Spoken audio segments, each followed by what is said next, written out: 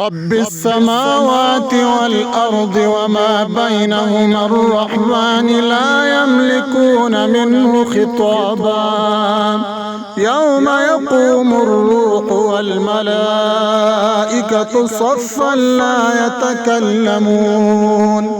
صفا لا يتكلمون إلا من أذن له الرحمن وقال صوابا ذلك اليوم الحق فمن شاء اتخذ إلى ربه مآبا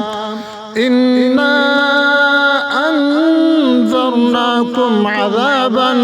قريبا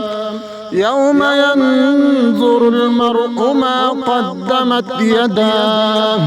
ويقول الكافر يا ليتني كنت ترابا.